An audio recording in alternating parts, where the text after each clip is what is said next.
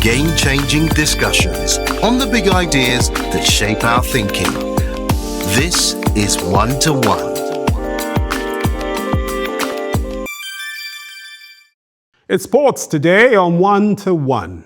Bambo Akani is founder and CEO of MoC Champions, a leading athletics management and media company dedicated to developing homegrown talent.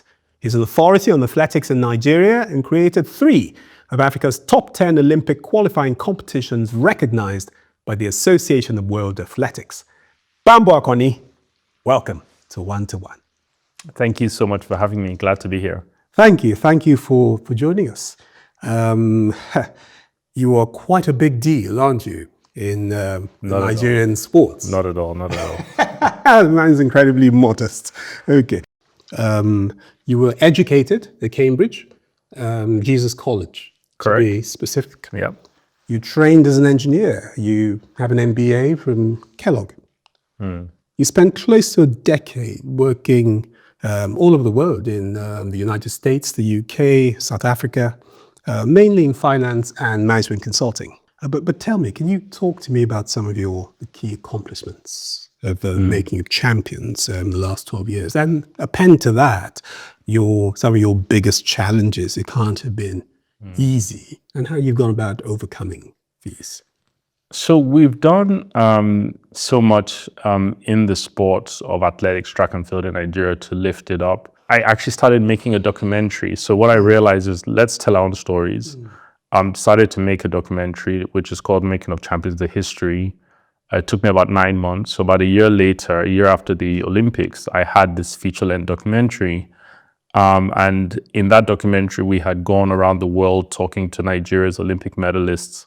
We had gone to Jamaica to see what are they doing. You know, we went to their high school championships, which, by the way, we've now succeeded 10 years later in replicating or adapting for Nigeria through our MTN CHAMPS, and I can speak more about that. Yes, of course. But seeing it was very, I suppose it was life-changing for me, because I left Jamaica thinking, oh, and by the way, when we were in Jamaica, we were celebrities there. I went with a double Olympic medalist from Nigeria, and Effiok Udo Obong. I went with a film crew.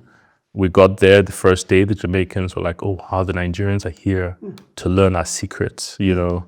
So from day 2, we were on the live TV, on the morning shows, on the radio. Okay. People would see us around Kingston throughout the whole week and say, oh, those are the Nigerians, you know. And after seeing everything to do with their high school championships, I really said to myself, you know what, this has to happen in Nigeria, but no one that has not seen this can conceive this, you know. So maybe I have to be the one to do it, you know. So after that, I got back. I also realized that I needed about at least 3 months to finish the film, to do the post-production. I mean, I was a first-time filmmaker with no experience in media. And so I said, you know what, let me take a break from consulting 1 or 2 years, help Nigeria solve this problem, and then go back to my consulting career and move on with my life. And I think it was about 7 years in that I realized that, you know what, this is probably not a 1 or 2 year problem to solve. And then now we're here 12 years in. What really possessed me to actually leave banking and consulting all behind to do this is because the data in athletics is all in Nigeria's favor to be the #1 country in the world. Okay. In sprinting, in jumps, in throws. You know,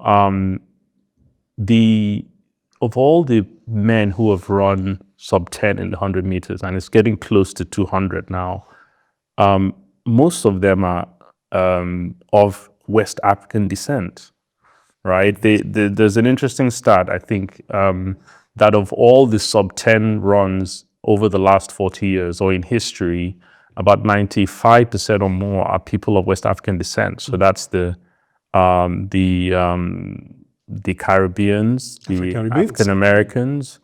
They're all of West African descent, like most of them, right? And I was also inspired by an interesting documentary that Michael Johnson, the 400 meter great for the US, he made a documentary in about 2012 called Survival of the Fastest. And he posited in his documentary that the fastest or the strongest slaves survived the slave trades, and they were dropped off in Jamaica or something like that. And that's why Jamaicans are the fastest, And he consulted geneticists, and I just felt that no, actually, we don't see the same results in Africa, in Nigeria, because we don't have the culture. We don't invest in the athletes the same way Jamaicans do. So that was one of the main reasons I said, look, let's make our own documentary. Let's talk even to the same geneticists. Let's talk to other geneticists. And what we found actually was that physiologically, genetically, we are the same people as the Jamaicans, as the Caribbeans, as the African Americans. And if we do what they're doing, we will get the same results. Absolutely. We see that actually. Tobi Amusan, world record holder, fastest that ever did it in the 100-meter hurdles. That was 3 years ago. Yes. And in 3 years, as a nation, nobody has said, let's invest in a program, let's sponsor a program to find the next Tobi Amusan in the hurdles, right? What happens when Tobi Amusan retires? So Making of Champions, one of our other accomplishments actually was bringing back Gloria Loze, who was our hurdles queen before Tobi. She's an Olympic silver medalist for Nigeria, Sydney 2000. And we brought her back in 2018 to train hurdlers in Nigeria. She stayed with us for 3 years. She went back to Spain, where she lives now. Now she's working, I believe, for the Spanish Federation. I like to joke with people that when we recruited her, Naira to Euro was about 300, so anybody that wants to recruit a coach of her caliber that has the passion for Nigeria to actually do this work, it's actually going to cost a lot more now, Sure. But do we have the will, do we have the interest in Nigeria to do that? So I think apart from the reality show, I think some other major things we've done include the MoC Athletics Academy. We launched that, it's a track club in addition to making sure that the athletes get the education they need. So we started the club. Olympic medalist Deji Aliyu is our head coach. In the 9 years since we started, our athletes have won, I think, over 90 national and international medals now. About 12 or 13 of them are in the US collegiate system on full scholarships. So we've actually, the work we're doing is nation building. The work we're doing is changing lives. Even apart from the athletes in our academy, we moved on from the reality show, and since then, we have actually hosted the biggest athletics competitions in Nigeria, from the MoC Grand Prix now to MTN CHAMPS, which is going all over Nigeria, doing the talent search at scale that we were doing by ourselves before MTN came along a couple of years ago. So it's really, I think it's transformative. It's what I wanted to see when I went to Jamaica and saw their school championships. But a lot more needs to be done. And I think that speaks to the challenges you hinted at. The main challenge is funding, but that really flows from, as a nation, do we have political will? Do we have the interest? Do we have the culture? Do we have the brands that are really willing to build, to build something that can make Nigerians all over the world proud, that can actually change the image of Nigeria, winning Olympic medals, making Olympic champions. It's something that the nation needs. Yes. It's something that the nation needs. Absolutely. So your business is nation building, really, as you said. And that's a fantastic agenda that you've rolled out. Yeah. And we will dip into many of these in the course of the conversation. Your business really is, and you have discovered and trained athletes from underserved communities. I'm interested in your process for identifying raw talent. In other words, how do you find that scrawny little kid who's in some school, no name, Yeah. in and out of inter-house sports, and pick him up, take him through your process. And he ends up in the collegiate system, as you've described in the US. What's your process for contributing so fantastically in that manner? So we have what we call a 3Ds process, which is discover, develop, and deliver. So discovery phase is talent search. Develop is basically the academy. That's where you train them. And deliver is how do you deliver medals for the nation? How do you deliver results? So that's more to do with like elite talent management, how you sort out the logistics for competing all over the world within Nigeria and so on. Now, until we came along, in Nigeria, we'd stop at discovery. We have a competition, they're discovered, we're happy, then they have to figure out what to do next, you know. And, you know, what we're doing at Lincoln of Champions, we're not actually reinventing the wheel. This is what is done all over the world. It just seems novel and innovative because no one has ever done it in Nigeria. You know, it seems bold, you know. Because our talent is neglected, really, beyond discovery. Yeah. And the amount of talent being neglected is, for this nation, is almost criminal. You know, it's painful, it's sad and devastating. When you see athletes like Favour Fili, who is purported to move to Turkey, a country that she has had no previous ties with in her life. You know, and I know from experience of talking to athletes that no athlete wants to raise the flag of another nation if they don't have to, right? So how did we get it so wrong? How do we have an athlete of Favour Fili's caliber who is a world record holder now in 150 meters? Some people will say, okay, it's not run that much, but she's also the fastest Nigerian ever in the 200 meters.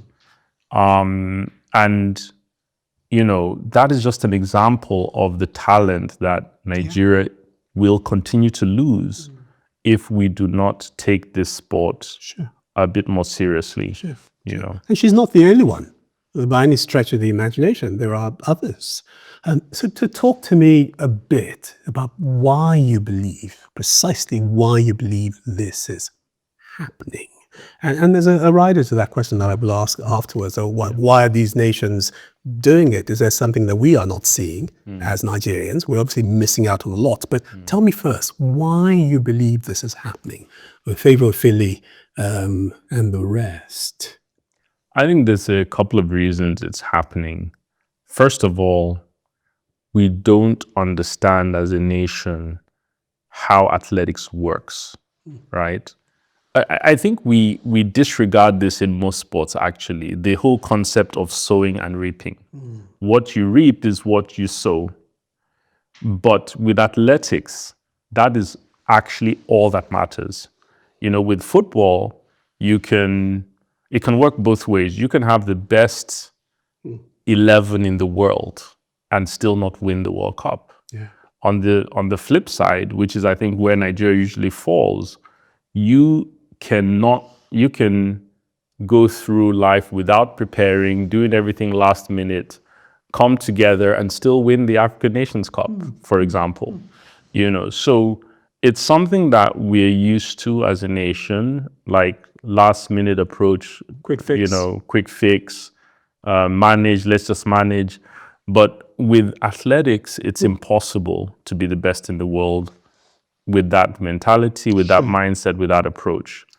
As a matter of fact, nothing can happen when it comes to the Olympics if you're not planning 4 years, 8 years, 12 years in advance.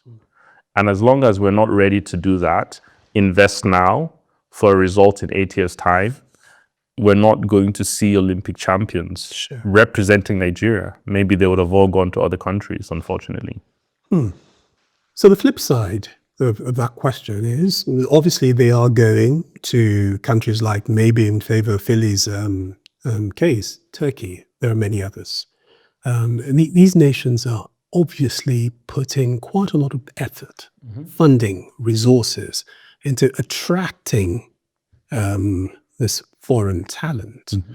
There are, of course, many other things that this money could be spent upon, and there's a reason for doing it.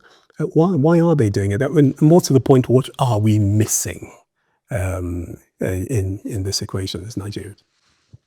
Well, they're doing it because they understand the power of the sport to change a nation, to brand or rebrand a nation. It's happened with Jamaica.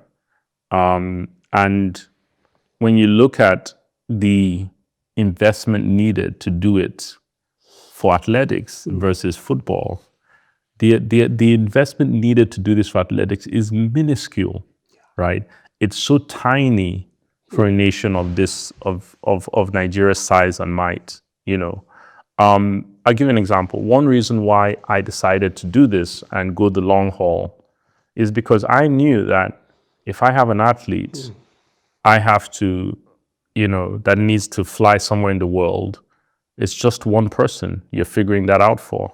I remember when Nigeria's 2016 Olympic team, the football team, was stranded before they went to Brazil. And you have to fly the whole team there, right? So the cost of investment for football is literally 10, 50, 100 times that of athletics.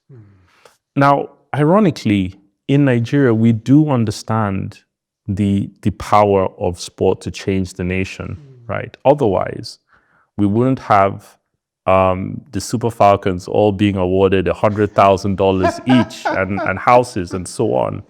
And, some people in the athletics community is like, well, why don't we even get like 1% of that? Yes.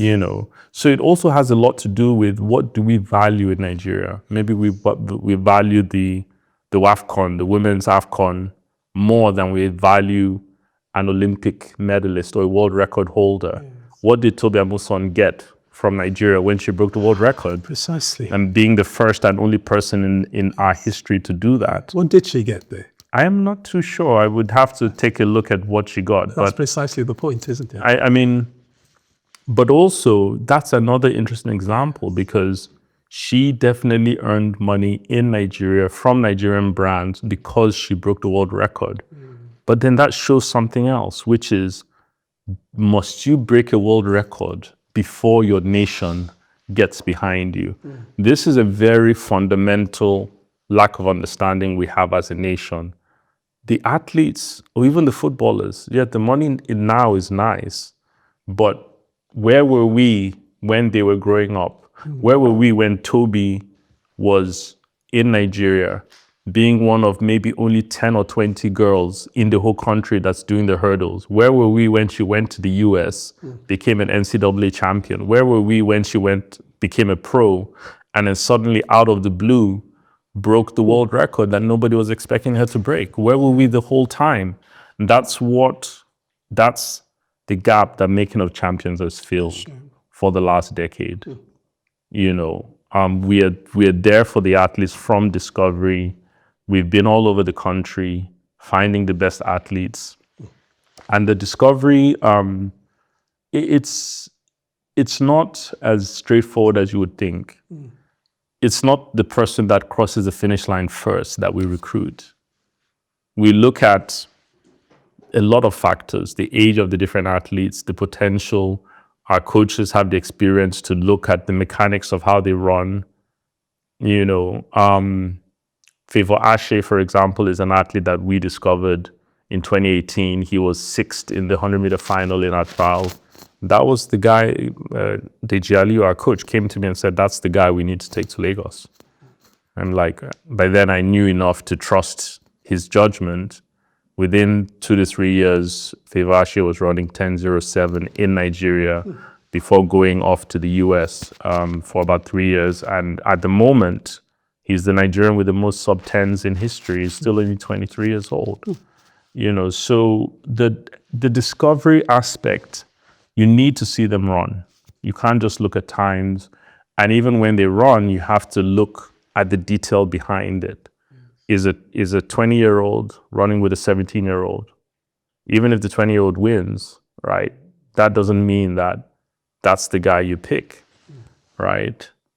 Is the 17-year-old really 17, right? That is a huge problem we have, age falsification across many countries in Africa. It's a big problem in Nigerian sports. It's a big problem in athletics. So Making of Champions, we have a policy. If you don't use your real age, we can't recruit you, right? It's a very foundational aspect of somebody's character, of somebody's, how do you advise someone later on about honoring a contract when fundamentally they have to say this is their age for the rest of their lives, when that's not their age, So it's something we start from that moment. We do our investigations. I guess we call it almost like a background verification process where we go to cities, we go to towns, unannounced, we show up at schools, and we find out what are the real ages of these athletes, and we counsel them, we, advise them, encourage them to do the right thing and tell the truth. It's really against the grain, but in Nigeria, because it's so ingrained, but we're seeing the results, right? Because when athletes who are really that age push themselves to do their best, they progress much quicker. Of course. Yeah.